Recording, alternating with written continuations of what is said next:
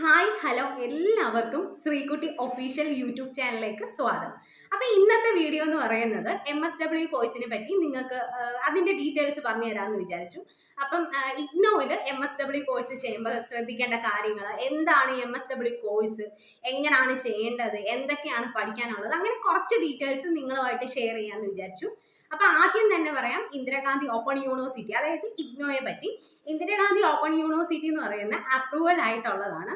അതായത് അതിന്റെ സർട്ടിഫിക്കറ്റ് എല്ലാം വാലിഡ് ആയിട്ടാണ്, അല്ലാതെ ഇതൊരു ഫേക്ക് ആയിട്ടുള്ള ഒരു സർട്ടിഫിക്കറ്റ് അല്ല, വാലിഡ് ആയിട്ടുള്ള സർട്ടിഫിക്കറ്റ് ആണ് ഇഗ്നോയുടെ. അപ്പൊ ഇഗ്നോയിൽ ഒരുപാട് കോഴ്സ് അവർ ഡിഗ്രി കോഴ്സുകളുണ്ട്, അതുപോലെ തന്നെ 3 ഇയേഴ്സ് കോഴ്സ് ഉണ്ട്, 2 ഇയേഴ്സ് കോഴ്സ് ഉണ്ട്, PG ഉണ്ട്, ഡിഗ്രി ഉണ്ട്, ഡിപ്ലോമ കോഴ്സസ് ഉണ്ട്. അങ്ങനെ ഒരുപാട് കോഴ്സസ് അവർ നടത്തുന്നുണ്ട്. BEd വരെ അവർ പഠിപ്പിക്കുന്നുണ്ട്. അപ്പൊ ഇതെന്ന് പറഞ്ഞാൽ ഡിസ്റ്റന്റ് ആയിട്ട് നമുക്ക് വീട്ടിലിരുന്ന് പഠിക്കാം, അല്ലെങ്കിൽ ജോലിയുള്ള ഒരാൾക്ക് ജോലിയുടെ കൂടെ പഠിക്കാൻ പറ്റിയ, അതുപോലെ തന്നെ അല്ലെങ്കിൽ നമുക്ക് വേറെ സാഹചര്യങ്ങൾ കൊണ്ട് പഠിക്കാൻ പറ്റാത്ത ആൾക്കാർക്ക് പഠിക്കാൻ പറ്റിയ ഒരു ബെറ്റർ ഓപ്ഷൻ ആണ് ഇന്ദിരാഗാന്ധി ഓപ്പൺ യൂണിവേഴ്സിറ്റി എന്ന് പറയുന്നത്. അപ്പൊ ഇന്ദിരാഗാന്ധി ഓപ്പൺ യൂണിവേഴ്സിറ്റിയിൽ ഞാൻ MSW ആണ് പഠിച്ചത്. MSW എന്ന് പറഞ്ഞാൽ മാസ്റ്റർ ഓഫ് സോഷ്യൽ വർക്ക് ആണ്. ഇപ്പൊ ഒരുപാട് പേര് എടുത്തു വരുന്ന ഒരു കോഴ്സാണ് MSW എന്ന് പറയുന്നത്. അപ്പൊ MSW കോഴ്സ് എന്ന് പറഞ്ഞാൽ 2 ഇയേഴ്സ് കോഴ്സ് ആയിരുന്നു. ഇഗ്നോയിൽ 2 ഇയേഴ്സ് കോഴ്സ് ആയിരുന്നു MSW കോഴ്സ് എന്ന് പറഞ്ഞാൽ. അത് എനിക്ക് ഇയർ ആയിട്ടായിരുന്നു, സെമസ്റ്റർ അല്ല, ഇയർ ആയിട്ടാണ് ഈ കോഴ്സ് എന്ന് പറഞ്ഞാൽ. അപ്പൊ ആദ്യം നമ്മൾ ഈ ഇഗ്നോയിൽ എങ്ങനെയാണ് അഡ്മിഷൻ എന്ന് പറഞ്ഞു കഴിഞ്ഞാൽ 2 അഡ്മിഷൻ ആണ്. അവർ 2 ബാച്ച് ആയിട്ടാണ് അഡ്മിഷൻ എടുക്കുന്നത്. ഒന്നാമത്തെ ജൂൺ ബാച്ച് ഉണ്ട്, രണ്ടാമത്തെ എന്ന് പറഞ്ഞാൽ ഡിസംബർ ബാച്ച്. അപ്പൊ ജൂൺ ബാച്ച് എന്ന് പറഞ്ഞു കഴിഞ്ഞാൽ ആ വർഷം ജൂണിലായിരിക്കും പരീക്ഷ നടത്തുന്നത്. ഡിസംബർ ബാച്ച് എന്ന് പറഞ്ഞു കഴിഞ്ഞാൽ ഡിസംബറിൽ ചേർന്ന് ആ വർഷത്തെ ഡിസംബറിലായിരിക്കും നമുക്ക് എക്സാം. അപ്പൊ അങ്ങനെയാണ് ഈ 2 ബാച്ചും പോകുന്നത്. അപ്പൊ ഞാൻ എടുത്ത ബാച്ച് ജൂൺ ബാച്ച് ആയിരുന്നു. MSW ആണ് ഞാൻ എടുത്ത എന്താ പറയട്ടെ എന്റെ സബ്ജക്റ്റ് എന്ന് പറഞ്ഞാൽ. അപ്പം MSW എന്ന് പറഞ്ഞു കഴിഞ്ഞാൽ നമുക്ക് ഏത് ഡിഗ്രി ഉള്ളവർക്കും എടുക്കാൻ പറ്റും. അപ്പൊ ഞാൻ എടുത്ത ഡിഗ്രി എന്ന് പറഞ്ഞാൽ BCom ടാക്സേഷൻ ആണ്. അത് കഴിഞ്ഞിട്ടാണ് ഞാൻ മാസ്റ്റർ ഓഫ് സോഷ്യൽ വർക്ക് എടുത്തത്. പിന്നെ MSW എന്ന് പറഞ്ഞാൽ 2 കാറ്റഗറി ഉണ്ട് അവിടെ, അതായത് 2 MSW കോഴ്സുകളുണ്ട്. ഒന്നെന്ന് പറഞ്ഞാൽ MSW വെറും MSW, രണ്ടാമത്തേന്ന് പറഞ്ഞാൽ MSWC എന്ന് പറഞ്ഞ ഒരു കോഴ്സ് ഉണ്ട്. MSW എന്ന് പറഞ്ഞാൽ മാസ്റ്റർ ഓഫ് സോഷ്യൽ വർക്ക് ആണ്. അതിൽ സെക്കൻഡ് ഇയറിലായിരിക്കും നമുക്ക് സ്പെഷ്യലൈസേഷൻ വരുന്നത്. സെക്കൻഡ് ഇയറിൽ നമുക്ക് ഏതെങ്കിലും ഒരു ടോപ്പിക്ക് നമുക്ക് എടുത്തിട്ട് അതിലായിരിക്കും നമുക്ക് സ്പെഷ്യലൈസേഷൻ വരുന്നത്.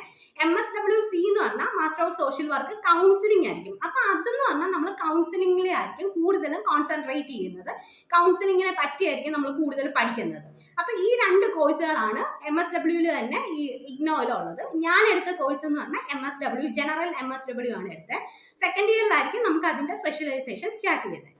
പിന്നെ ഇതിന്റെ അഡ്മിഷൻ എടുക്കേണ്ടതെന്ന് പറഞ്ഞു കഴിഞ്ഞാൽ നമുക്ക് സ്വന്തമായിട്ട് എടുക്കാൻ പറ്റും, അതുപോലെ തന്നെ അക്ഷയ വഴി നമുക്ക് എടുക്കാൻ പറ്റും. എടുക്കുമ്പോൾ തന്നെ നമ്മൾ ഫസ്റ്റ് ഇയറിലെ ഫുൾ എമൗണ്ട് ഒരപ്പം തന്നെ പേയ്മെന്റ് ചെയ്യണം, അല്ലാതെ അങ്ങനല്ല.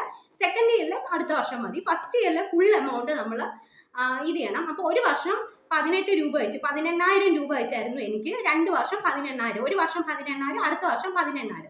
അങ്ങനെ 2 വർഷം എനിക്ക് അങ്ങനെ ആയിരുന്നു എമൗണ്ട്. ഇപ്പം എമൗണ്ടിൽ ചേഞ്ച് ഒക്കെ ഉണ്ട്, അത് നമുക്ക് സൈറ്റിൽ കയറുമ്പോൾ അറിയാൻ പറ്റും. പിന്നെ ഇത് എടുക്കുന്ന സമയത്ത് നമുക്ക് സ്റ്റഡി സെന്റർ സെലക്ട് ചെയ്യാനായിട്ട് ഓപ്ഷൻ ഉണ്ട്. അപ്പൊ സ്റ്റഡി സെന്റർ എന്താണെന്ന് പറഞ്ഞാൽ എല്ലാ ജില്ലയിലും ഇതിനൊരു സ്റ്റഡി സെന്റർ കാണും. സ്റ്റഡി സെന്റർ എന്ന് പറഞ്ഞാൽ ആ സെന്ററിൽ നമുക്കൊരു ഗൈഡ് കാണും. ആ സാറായിരിക്കും നമുക്ക് എല്ലാ ഡീറ്റെയിൽസ് പറഞ്ഞു തരുന്നത്. ഇതിന്റെ കോഴ്സിനെ പറ്റി അറിയാനും നമ്മുടെ അസൈൻമെന്റ് സബ്മിറ്റ് ചെയ്യാനും എല്ലാം അവിടെ ആയിരിക്കും നമുക്ക് നടക്കുന്നത്. അത് കഴിഞ്ഞിട്ട് ഇതിന്റെ റീജിയണൽ സെന്റർ എന്ന് പറഞ്ഞാൽ മെയിൻ ആയിട്ട് 3 റീജിയണൽ സെന്റർ ഉണ്ടെന്നാണ് തോന്നുന്നത്. ഒന്നെന്ന് പറഞ്ഞാൽ ട്രിവാൻഡ്രത്തുണ്ട്, ഒന്ന് കൊച്ചിയിലുണ്ട്, പിന്നെ ഒന്ന് കോഴിക്കോട് വടകര എങ്ങാണ്ടും ഉണ്ട്. അങ്ങനെ 3 റീജിയണൽ സെന്റർ ഉണ്ടെന്നാണ് എനിക്ക് തോന്നുന്നത്. അതിൽ ട്രിവാൻഡ്രത്ത് വരുന്നതെന്ന് പറഞ്ഞാൽ പത്തനംതിട്ട, കൊല്ലം, ആലപ്പുഴ, അങ്ങനെ അവിടെ ഒക്കെ ഉള്ളവരാണ് ട്രിവാൻഡ്രം റീജിയണൽ സെന്റർ വരുന്നത്. അതിന്റെ അടിയിൽ അണ്ടറിലായിരിക്കും സ്റ്റഡി സെന്റർ വരുന്നത്. സ്റ്റഡി സെന്റർ എന്ന് പറഞ്ഞാൽ എല്ലാ ജില്ലയിലും ഉണ്ട്. അപ്പം നമുക്ക് സ്റ്റഡി സെന്റർ നമ്മുടെ ഇഷ്ടമുള്ള സ്ഥലത്ത് നമുക്ക് സെലക്ട് ചെയ്യാം. അതായത് നമുക്ക് പോയി വരാനും അസൈൻമെന്റ് സബ്മിറ്റ് ചെയ്യാനും എന്തെങ്കിലും അത്യാവശ്യ കാര്യത്തിന് പോയി വരാനും ഉള്ള സ്ഥലമായിരിക്കും. അപ്പൊ അതുകൊണ്ട് നമ്മൾ എടുക്കുമ്പോൾ നമ്മുടെ അടുത്തുള്ള ഒരു പ്ലേസ് എടുക്കാനായിട്ട് നിങ്ങൾ ശ്രദ്ധിക്കുക. ഞാൻ എടുത്ത സ്റ്റഡി സെന്റർ എന്ന് പറഞ്ഞാൽ കൊല്ലം ഐഫിൽ സ്റ്റഡി സെന്റർ ആണ് എടുത്തത്. പിന്നെ ഇതിന്റെ ആദ്യത്തെ വർഷം എന്ന് പറഞ്ഞാൽ 8 സബ്ജക്റ്റുകളും ഉണ്ട്, രണ്ടാമത്തെ വർഷവും 8 സബ്ജക്റ്റുകളും ഉണ്ട് നമുക്ക് പഠിക്കാനായിട്ട്. പിന്നെ നമുക്ക് ആദ്യത്തെ വർഷം തന്നെ 2 ഫീൽഡ് വർക്കുണ്ട്. അതായത് 2 ഫീൽഡ് വർക്ക് എന്ന് പറഞ്ഞാൽ 75 ദിവസത്തെയും 35 ദിവസത്തെയും 2 ഫീൽഡ് വർക്കുണ്ട്. ഫീൽഡ് വർക്ക് എന്ന് പറഞ്ഞാൽ നമ്മൾ ഏതെങ്കിലും ഒരു സ്ഥാപനത്തിൽ പോയിട്ട് ആ സ്ഥാപനത്തെ പറ്റി പഠിച്ച് ഓരോ ദിവസം അവിടെ നടക്കുന്ന കാര്യങ്ങൾ ആക്ടിവിറ്റി നമ്മുടെ റിപ്പോർട്ട് ബുക്കിൽ നമ്മൾ റിപ്പോർട്ട് ചെയ്യുക. അങ്ങനെ 75 ദിവസവും ചെയ്യണം, വേറെ ഒന്ന് 35 ദിവസവും ചെയ്യണം. അപ്പൊ ലാസ്റ്റ് നമ്മൾ അവിടെ ചെയ്തതിന്റെ സർട്ടിഫിക്കറ്റ് അവിടുത്തെ ആ സ്ഥാപനം നടത്തുന്നയാൾ നമുക്ക് ആ സർട്ടിഫിക്കറ്റ് തരും. ഇന്ന ആൾ ഇത്രയും ദിവസം നിന്നു എന്ന് പറഞ്ഞ ഒരു സർട്ടിഫിക്കറ്റ് തരും. പിന്നെ 35ഉം ഇത് സെയിം നേരത്തെ പറഞ്ഞ പോലെ തന്നെയാണ്. പിന്നെ ഇത് നമുക്ക് പോകാൻ പറ്റിയ സ്ഥാപനങ്ങൾ എന്ന് പറഞ്ഞാൽ സ്കൂളുകളുണ്ട്, അതുപോലെ തന്നെ ഈ ഡി അഡിഷൻ സെന്റേഴ്സ് ഉണ്ട്, അതുപോലെ ഓർഫനേജ്, അങ്ങനത്തെ ഒരു കുറച്ച് സ്ഥാപനങ്ങൾക്കാണ് നമുക്ക് പോയി ചെയ്യാനായിട്ട് പറ്റുന്നത്. അപ്പൊ ഈ ഫീൽഡ് വർക്കിലൂടെ അവർ ഉദ്ദേശിക്കുന്നതെന്ന് പറഞ്ഞാൽ നമുക്കിപ്പോൾ എവിടെ നമ്മൾ പോയാലും നമുക്ക് എല്ലാ സിറ്റുവേഷനെയും ഫേസ് ചെയ്യാനുള്ള ഒരു ഇതിനു വേണ്ടിയാണ് ഇവർ ഈ ഫീൽഡ് വർക്ക് നടത്തുന്നത്. പിന്നെ സെക്കൻഡ് ഇയറിലും ഇതേ സെയിം ഫീൽഡ് വർക്ക് ഉണ്ട്. 75 ദിവസവും നമ്മൾ കംപ്ലീറ്റ് ചെയ്യണം, 35 ദിവസവും കംപ്ലീറ്റ് ചെയ്യണം. അങ്ങനെ 4 ഫീൽഡ് വർക്കാണ് 2 വർഷത്തേക്കും കൂടെ ഉള്ളത്. പിന്നെ അസൈൻമെന്റ് എന്ന് പറഞ്ഞാൽ ഒരു വർഷം അസൈൻമെന്റ് ഒരു 8 സബ്ജക്റ്റ് ഉണ്ടെങ്കിൽ 8 സബ്ജക്റ്റിന്റെ അസൈൻമെന്റും ഉണ്ട്. അസൈൻമെന്റ് മിനിമം ഒരു 30-40 പേപ്പറിലെങ്കിലും നമ്മൾ ചെയ്താലേ നമുക്ക് അത്യാവശ്യം മാർക്കോടെ ജയിക്കാൻ പറ്റത്തുള്ളൂ. അപ്പൊ ഈ അസൈൻമെന്റ് നമ്മുടെ സ്റ്റഡി സെന്ററിലാണ് സബ്മിറ്റ് ചെയ്യേണ്ടത്. അതേപോലെ ഈ ജേർണൽസും നമ്മൾ ഈ സ്റ്റഡി സെന്ററിലാണ്, അതായത് ഈ ഫീൽഡ് വർക്ക് കഴിഞ്ഞ ജേർണൽസ് ഉണ്ട്, ആ ജേർണൽസ് നമ്മൾ ഈ സ്റ്റഡി സെന്ററിൽ തന്നെയാണ് വെക്കേണ്ടത്. പിന്നെ എക്സാംസ് എന്ന് പറഞ്ഞു കഴിഞ്ഞാൽ നമുക്ക് എക്സാം ഒരു ഇതുണ്ട്, എക്സാമിന്റെ ഒരു ഫോം ഉണ്ട്. അപ്പൊ ആ ഫോമിലാണ് നമുക്ക് ഏത് സ്ഥലം വെക്കണമെന്ന്, നമുക്ക് ഏത് സെന്ററിലെ എക്സാം നമുക്ക് ഇഷ്ടമുള്ള സെന്ററിൽ വെക്കാം, നമുക്ക് പോയി വരാൻ പറ്റുന്ന രീതിയിൽ. അങ്ങനെ നമുക്ക് അതും നമുക്ക് പിന്നെ സെലക്ട് ചെയ്യാവുന്നതാണ്. പിന്നെ എക്സാംസ് ഒക്കെ അവർ എന്താ പറയണ്ടത്, അവർ നമ്മൾ പറയുന്ന ഡേറ്റ് നമുക്ക് ഹോൾ ടിക്കറ്റ് ഒക്കെ തരും, അപ്പൊ നമുക്ക് അറിയാൻ പറ്റും. പിന്നെ സ്റ്റഡി സെന്ററിന്റെ കാര്യത്തിൽ എനിക്ക് എൻ്റെ ഒരു എക്സ്പീരിയൻസ് ഷെയർ ചെയ്യാനുള്ളത്, ആരും കൊല്ലം അയ്യത്തില് സ്റ്റഡി സെന്റർ ആരും എടുക്കരുത്. കാരണം ഞാൻ കൊല്ലം അയ്യത്തിൽ സ്റ്റഡി സെന്റർ എടുത്ത ഒരാളാണ്. അപ്പൊ അവിടുത്തെ സാറിനെയും അവിടുത്തെ സ്റ്റാഫിനെ പറ്റിയും എനിക്ക് പറയാനുള്ള ഒരു എൻ്റെ എക്സ്പീരിയൻസ് ആണ്. വളരെ മോശം എക്സ്പീരിയൻസ് ആണ് എനിക്ക് അവിടെ നിന്ന് കിട്ടിയത്. കാരണം അവിടുത്തെ സാറൊക്കെ എന്ന് പറഞ്ഞാൽ വളരെ മോശമായിട്ടാണ് നമ്മളോട് പെരുമാറുന്നത്, റെസ്പോൺസ് ചെയ്യുന്നത്. അതായത് നമ്മൾ എന്തെങ്കിലും ഒരു ഡൗട്ട് ചോദിച്ചാൽ നമ്മൾ കൊല്ലാൻ നിൽക്കുന്ന രീതിയാണ് അവർക്കുള്ളത്. അപ്പം അവിടെ എനിക്ക് പറ്റിയൊരു പ്രശ്നം എന്ന് പറഞ്ഞാൽ, ഞാൻ സെക്കൻഡ് ഇയറിൽ ഞാൻ പറഞ്ഞു നമുക്ക് 4 ടോപ്പിക് അവർ തരും. 4 ടോപ്പിക്കിൽ നിന്ന് ഇഷ്ടമുള്ള ഒരു ടോപ്പിക് എടുത്ത് അതിലാണ് നമ്മൾ സ്പെഷ്യലൈസേഷൻ ചെയ്യുന്നതെന്ന്. അപ്പം ഞാൻ 4 ടോപ്പിക്ക് തന്നതിൻ്റെ കൂടെ അഡീഷണൽ നമുക്കൊരു പ്രോജക്റ്റ് തരും. പ്രോജക്റ്റ് എന്ന് പറഞ്ഞാൽ നമുക്ക് ഇഷ്ടമുള്ള ഒരു ടോപ്പിക് എടുത്ത് അതിൽ നമ്മൾ റിസർച്ച് ചെയ്യുന്നതാണ് ഈ എന്താ പറയേണ്ടത് അഡീഷണൽ പ്രോജക്റ്റ് എന്ന് പറയുന്നത്. അപ്പം ഞാൻ എടുത്തത് ഒരു പ്രോജക്റ്റ് ആണ്. എനിക്ക് ഇഷ്ടമുള്ള ഒരു വിഷയം എടുത്ത് ആ വിഷയത്തിൽ ഞാൻ റിസർച്ച് ചെയ്തിട്ടാണ് പ്രോജക്റ്റ് കംപ്ലീറ്റ് ചെയ്തത്. അപ്പോൾ പ്രോജക്റ്റ് കംപ്ലീറ്റ് ചെയ്ത് 3 കോപ്പിയാണ് നമ്മൾ എടുക്കേണ്ടത്. ഒരു കോപ്പി നമ്മുടെ കൈ വെക്കണം, ഒരു കോപ്പി ഈ സ്റ്റഡി സെന്ററിൽ കൊടുക്കണം, ഒരു കോപ്പി ഡൽഹിയിൽ അയച്ചു കൊടുക്കണം. അപ്പം ഡൽഹിക്കാരാണ് നമ്മുടെ പ്രോജക്റ്റ് നോക്കി മാർക്കൊക്കെ ഇടുന്ന ഡൽഹിയിലുള്ള ആൾക്കാരാണ്. അപ്പം ഞാൻ എൻ്റെ പ്രോജക്റ്റിൻ്റെ ലാസ്റ്റ് ഡേറ്റ് എന്ന് പറഞ്ഞാൽ ജൂണിനുള്ളിൽ എൻ്റെ പ്രോജക്റ്റ് ഡൽഹിയിൽ എത്തിയാലേ എനിക്ക് എൻ്റെ ആ ഇയർ ആയിട്ട് കണക്കാക്കിയിട്ട് എൻ്റെ മാർക്കും എൻ്റെ കാര്യങ്ങളെല്ലാം വരും. അപ്പം എൻ്റെ ഫ്രണ്ട് ഞാനൊരു മാർച്ചിൽ തന്നെ ഇത് കൊണ്ട് സബ്മിറ്റ് ചെയ്തതാണ്.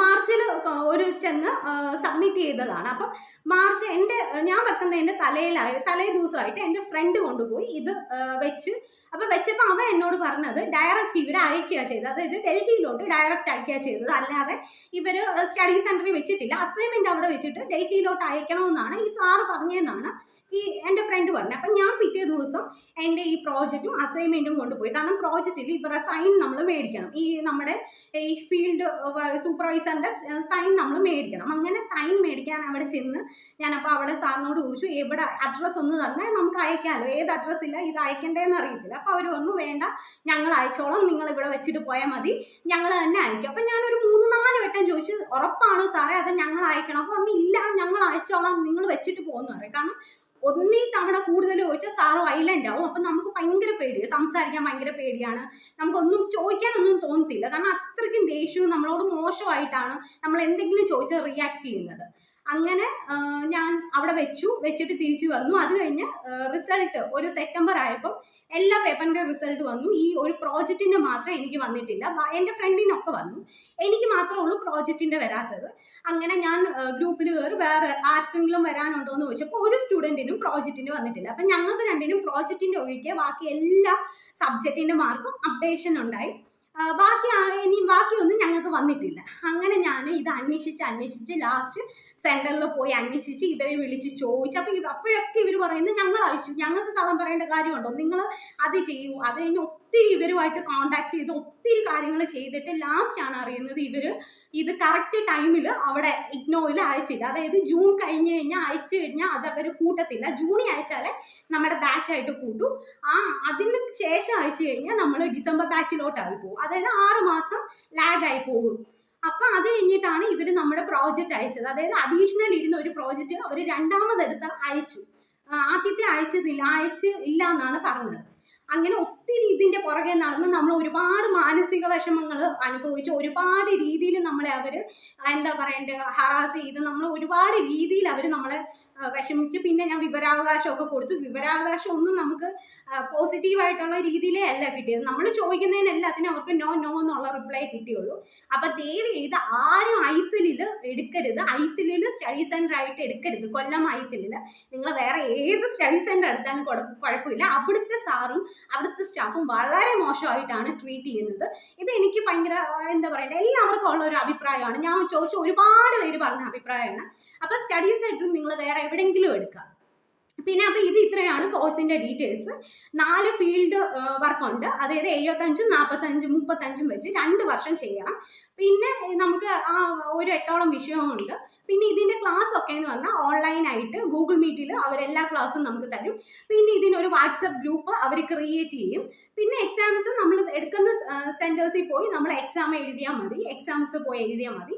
പിന്നെ എന്താ, ഇത് അപ്രൂവൽ ആയിട്ടുള്ളതാണ്. PSC ഒക്കെ അപ്രൂവ് ചെയ്തിട്ടുണ്ട് ഇവരുടെ സർട്ടിഫിക്കറ്റ്. ഇവർ ഒരുപാട് കോഴ്സ് നടത്തുന്നുണ്ട്. അതുകൊണ്ട് തന്നെ നമുക്ക് പഠിക്കാൻ പറ്റാത്തവർക്കും ജോലി ഉള്ളവർക്കൊക്കെ ഈ ഇഗ്നോ എന്ന് പറയുന്നത് എന്താ പറയണ്ട ഒരു നല്ല പ്ലാറ്റ്ഫോമാണ്. നമുക്ക് നല്ല ഒരു ഓപ്പർച്യൂണിറ്റിയാണ്. അപ്പം ഇത് ഇത്രയാണ് MSW പറ്റി എനിക്ക് പറയാനുള്ളത്. പിന്നെ MSW പറ്റി വേറെ എന്തെങ്കിലും ഡൗട്ടുകൾ വല്ലതും ഉണ്ടെങ്കിൽ നിങ്ങൾ കമന്റ് ചെയ്താൽ മതി, ഞാൻ അതിന് റിപ്ലൈ തരാം. പിന്നെ എന്താ, അപ്പം എല്ലാവർക്കും MSW എടുക്കാൻ പറ്റും. ഫീസൊക്കെ ഇച്ചിരി കൂടുതലാണ്. മറ്റു കോഴ്സുകളെ അപേക്ഷിച്ച് ഇതിന് കുറച്ചും കൂടെ ഫീസ് കൂടുതലാണ്. പിന്നെ എന്താ പറയണ്ടേ, MSWന് ഇപ്പോൾ ഒരുപാട് സ്കോപ്പുകൾ പുറത്തൊക്കെ വിദേശത്തൊക്കെ ഒരുപാട് സ്കോപ്പുകൾ വരുന്നുണ്ട്. അപ്പം MSW എടുക്കാൻ താല്പര്യമുള്ളവർക്കൊക്കെ MSW എടുക്കാം. നല്ല കോഴ്സാണ്, അപ്രൂവൽ ആയണം, അവരുടെ സർട്ടിഫിക്കറ്റ് വാലിഡ് ആണ്. അപ്പൊ എന്തെങ്കിലും ഡൗട്ട് ഉണ്ടെങ്കിൽ നിങ്ങൾ എന്നെ കമന്റ് ബോക്സിൽ ഇട്ടാൽ മതി. അപ്പൊ എല്ലാവർക്കും താങ്ക്സ്.